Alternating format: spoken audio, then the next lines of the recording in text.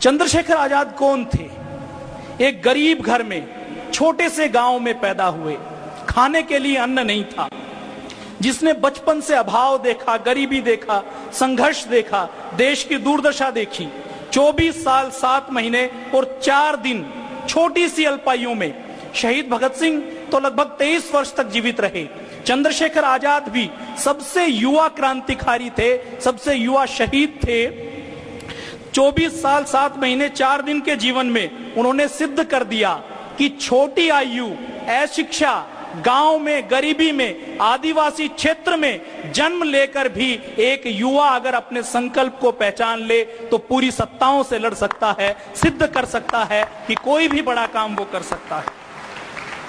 अगर चंद्रशेखर आजाद जैसा व्यक्ति, जिसने गांव में, गरीबी में, अशिक्षा में जन्म लिया, जिसके पास खाने के लिए अन्न का दाना नहीं था, जिसको कोई पढ़ाने वाला नहीं था, जिसके पास कोई संसाधन नहीं थे, जिसकी बात को कोई सुनने वाला नहीं था, वो अगर उस समय के सबसे बड़े साम्राज्य की चूल्हे हिला सकता है तो आपको पूज्य स्वामी जी महाराज जैसे गुरु मिले हैं, आपको उनसे अधिक शिक्षा मिली है, उनसे अधिक संसाधन मिले हैं, तो आप और हम मिलकर एक बार संकल्प कर लें तो भारत को वैसा भारत बना सकते हैं जैसा चंद्रशेखर आजाद ने सपना देखा था।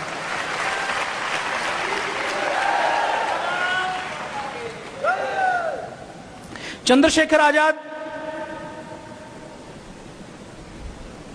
क्रांतिकारी के बारे में क्या कहते थे? वो कहते थे क्रांतिकारी कौन है? चंद्रशेखर आजाद कहते थे कि सच्चे क्रांतिकारी अपने प्राणों को केवल और केवल इसलिए न्यौछावर करने के लिए तैयार रहते हैं ताकि एक सुखद और सुंदर समाज की रचना की जा सके। वह वास्तव में सच्चे और अच्छे समाज की प्रसव वेदना को सहता है, वो सच्चा क्रांतिकारी है। चंद्रशेखर आजाद क्या मानते थे कि भारत की आजादी कैसी हो?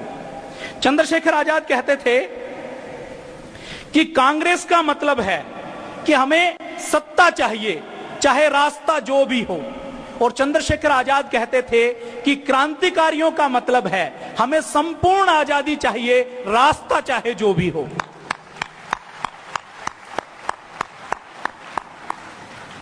शहीद भगत सिंह और चंद्रशेखर आजाद कांग्रेस के बारे में क्या मानते थे? पूज्य स्वामी जी महाराज जो संघर्ष कर रहे हैं, जो कांग्रेस देश की सत्ताओं पर वर्षों तक काबिज रही और देश की दुर्दशाओं के लिए जिम्मेदार है, उसके बारे में शहीद चंद्रशेखर आजाद क्या कहते थे? वो कहते थे कि कांग्रेस जो आंदोलन चला रही है उससे केवल और केवल एक परिवर्तन होगा कि एक शोषणकर्ता के स्थान पर दूसरा शोषणकर्ता आ जाएगा। चंद्रशेखर आजाद जो पढ़े लिखे बहुत नहीं थे, शहीद भगत सिंह बहुत पुस्तकें पढ़ते थे, रोज एक एक 2-2 पुस्तकें पढ़ते थे, और चंद्रशेखर आजाद उन पुस्तकों का निचोड़ उससे सुन के, भगत सिंह से सुन के, और व्यवहारिक जीवन में जो उन्होंने सीखा उसके ऊपर जो निष्कर्ष निकालते थे वो बड़े से बड़ा दार्शनिक नहीं निकाल सकता। चंद्रशेखर आजाद कहते हैं कि केवल राजनीतिक आजादी से थोड़े से व्यक्ति जनता का खून चूसेंगे, इसलिए राजनीतिक आजादी के साथ सामाजिक और आर्थिक आजादी आनी आवश्यक है। कांग्रेस और कांग्रेस के सारे नेता उस समय बार बार अंग्रेजों से समझौते की मांग करते थे, बार बार उनको पत्र लिखते थे, मांग पत्र लिखते थे। तो आजाद कहते थे कि इन अंग्रेजों से हमारा सिर्फ और सिर्फ एक समझौता हो सकता है कि ये अपना बोरिया बिस्तर समेटें और भारत से बिना किसी शर्त पर चले जाएं, इसके अलावा और कोई समझौता हमारा अंग्रेजों से हो नहीं सकता। दुर्गा भाभी, जिसका नाम आपने सुना होगा, रानी लक्ष्मीबाई के बाद अगर कोई बड़ा व्यक्तित्व है तो दुर्गा भाभी के रूप में ऐसा लगता है कि रानी लक्ष्मीबाई ने जन्म लिया। दुर्गा भाभी जब चंद्रशेखर आजाद ने शहादत दी तो दुर्गा भाभी कहती है कि स्वाधीनता का यह पागल पुजारी अपने कर्तव्य के प्रति जो काम उसको करना है, अपनी देशभक्ति के भावना के प्रति अपने लिए वज्र से भी अधिक कठोर था। और जब वो खुद के जीवन की बात आती थी तो उसको देखकर ऐसा लगता था कि जैसे एक विरक्त सन्यासी हो, एक संत हो जो अपनी कोई परवाह नहीं करता था, और अपने साथियों की जब बात आती थी तो अपने संगठन के साथियों की रक्षा के लिए वो अपना सब कुछ न्यौछावर कर देते थे। एक छोटी छोटी बात कि जयदेव ने दवाई ली या नहीं ली, हमारे साथियों ने खाना खाया या नहीं खाया, दूसरों को बिस्तर पर सुलाते थे, खुद नीचे अखबार पर सोते थे।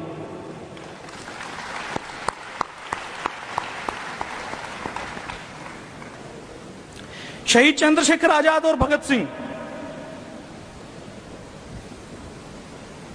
बार बार ये मानते थे कि हमें सच्ची आजादी तब मिलेगी जब देश के अंतिम व्यक्ति को रोटी मिलेगी, कपड़ा मिलेगा और सिर के ऊपर छत मिलेगी।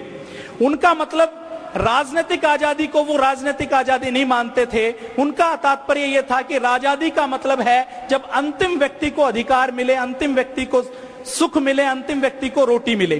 चंद्रशेखर आजाद को ये भावनाएं कहां से मिली? अगर हम बात करें तो चंद्रशेखर आजाद के माता पिता बहुत गरीब थे। उनके पिताजी की जहां वो काम करते थे वो नौकरी छूट गई। उसके बाद उन्होंने एक डेयरी खोली, कुछ पशु लिए, तो उस समय अकाल पड़ गया, वो पशु और वो डेयरी भी खत्म हो गई। उसके बाद चंद्रशेखर आजाद के पिताजी ने, श्री सीताराम तिवारी जी ने, एक नौकरी की बाग में। सरकार का बाग था, तहसीलदार आता और वो उससे कहता कि आप बाग के लिए मुझे फल या सब्जियां दे दो, तो तहसीलदार को भी वो धमका देते, डरा देते, रोक देते। एक बार चंद्रशेखर आजाद बचपन में अपने पिता के बाग से कुछ फल तोड़कर ले आए। जब उनके पिता को पता लगा कि मेरे बेटे ने बाग से मेरी अनुमति के बिना फल लिए हैं, तो चंद्रशेखर को आजाद को बचपन में ही इतनी उन्होंने पिटाई की, इतनी पिटाई की कि चंद्रशेखर आजाद को ऐसा सबक मिला कि जीवन में कभी भी अपने कर्तव्य से, अपने कर्म से, अपने सिद्धांतों से डिगना नहीं है। एक छोटी सी घटना मैं और बताना चाहता हूं कि चंद्रशेखर आजाद के पिताजी का स्वाभिमान कितना था। एक बार जब घर में खाने के लिए आटा तो था, नमक नहीं था। नमक रोटी उस समय चंद्रशेखर आजाद और उनके माता पिता खाते थे, तो उनकी पत्नी पड़ोस में जाकर नमक मांग कर लाई। चंद्रशेखर आजाद के पिताजी झोपड़ी के बाहर खाट पर बैठे थे। जब उन्होंने देखा कि चंद्रशेखर आजाद की माताजी बाहर से कुछ लेकर आ रही है, तो उन्होंने पूछा कि तुम्हारे हाथ में क्या है? तो उसने कहा कि घर में नमक खत्म हो गया था, पड़ोसी के घर से 2 चुटकी नमक लेकर आई हूं। तो चंद्रशेखर आजाद के पिताजी कितने स्वाभिमानी थे, आप अंदाजा लगा लीजिए। उन्होंने तुरंत चंद्रशेखर आजाद की माता को वापस भेजा और यह कहा कि इस नमक को तुरंत वापस लेकर आओ, हमें उधार एक वस्तु भी नहीं लेनी, जो चीज हमारे पास है उसको हम प्रयोग करेंगे, नहीं है तो उसके बिना गुजारा करेंगे। चंद्रशेखर आजाद से ब्रिटेन कितना घबराता था इसका अंदाजा आप लगा सकते हैं कि और बाकी क्रांतिकारियों के नाम तो किसी के नाम 1 वारंट होता था, किसी के नाम 2 वारंट होते थे। चंद्रशेखर आजाद ऐसे क्रांतिकारी थे जिनके नाम पर 27 वारंट अंग्रेजों की सरकार ने निकाले हुए थे। अंग्रेजों की सरकार,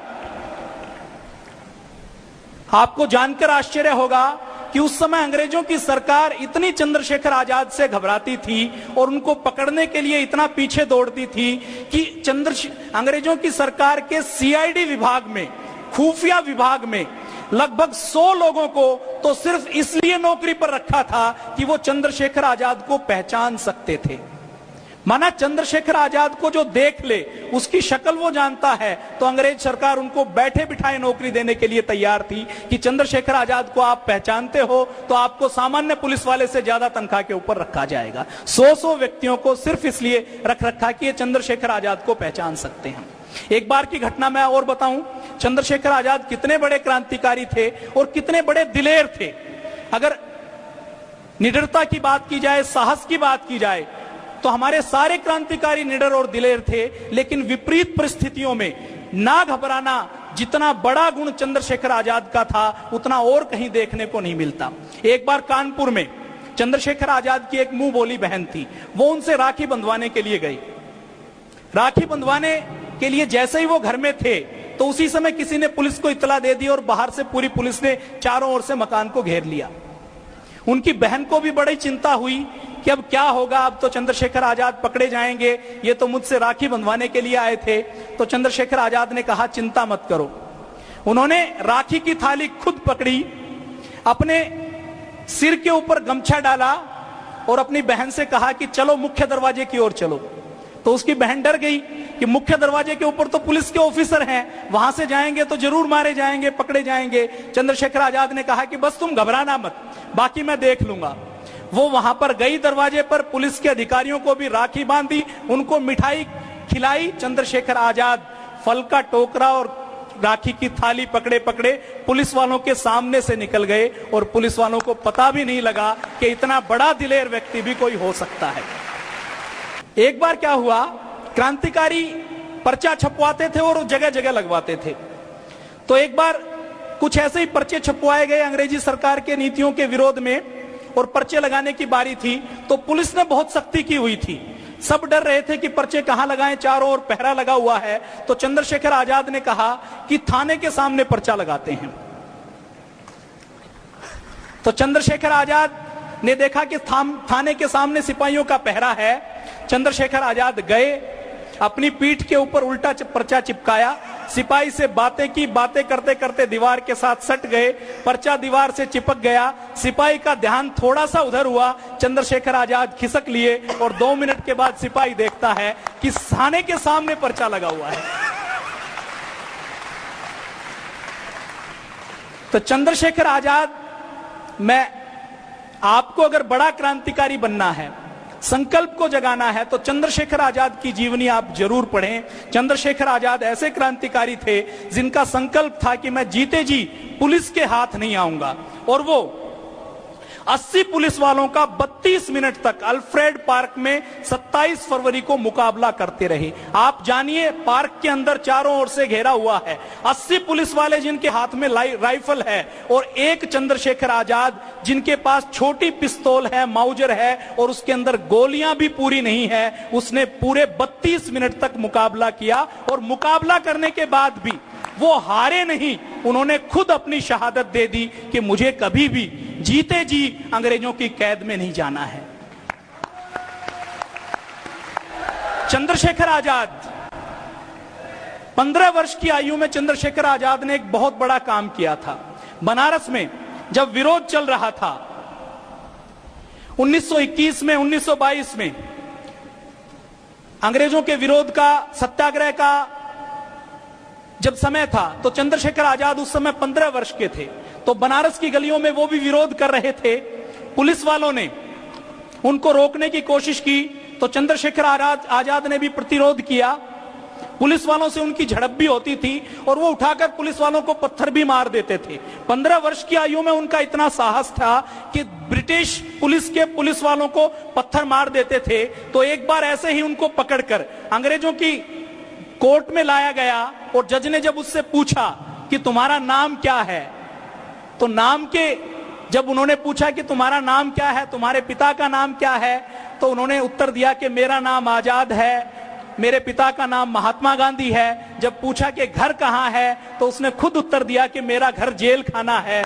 तो अंग्रेजों के जज ने चंद्रशेखर आजाद को 15 कोड़ों की सजा दी। आप जान सकते हैं कि 10 से 15 कोड़े, उस समय जब सजा मिलती थी तो बड़े बड़े डाकू और डकैत भी कांप जाते थे कि 10 कोड़े लगेंगे तो हर कोड़े के साथ शरीर की चमड़ी उधर जाती थी। चंद्रशेखर आजाद ने, कुछ तो डाकुओं को जब कोड़े लगाए जाते थे तो वो नशीला पदार्थ खा लेते थे या भय के से माफी मांग लेते थे। चंद्रशेखर आजाद को जब कोड़े लगाए जाने लगे तो जल्लाद ने, जेलर ने कहा कि तुम माफी मांग लो, कोड़ों से बच जाओगे। तो चंद्रशेखर आजाद ने माफी नहीं मांगी। 10 कोड़े हंसते हंसते अपनी पीठ पर खाए, और हर कोड़े पर जहां भयंकर अपराधी रोता था, चंद्रशेखर आजाद भारत माता की जय बोलते थे। और 10 कोड़े खाने के बाद भी बड़े बड़े अपराधियों को, बड़े बड़े कद्दावर लोगों को उठाकर ले जाया जाता था स्ट्रेचर पर। चंद्रशेखर आजाद अपने कदमों से चलते हुए गए, और 15 वर्ष की आयु में बनारस जैसे शहर में एक पूरी सभा में उनको मेज के ऊपर खड़ा करना पड़ा ताकि भीड़ उस बच्चे को, उस युवा को देख सके जिसने 15 वर्ष की आयु में ब्रिटिश साम्राज्य की जड़ें हिला दी।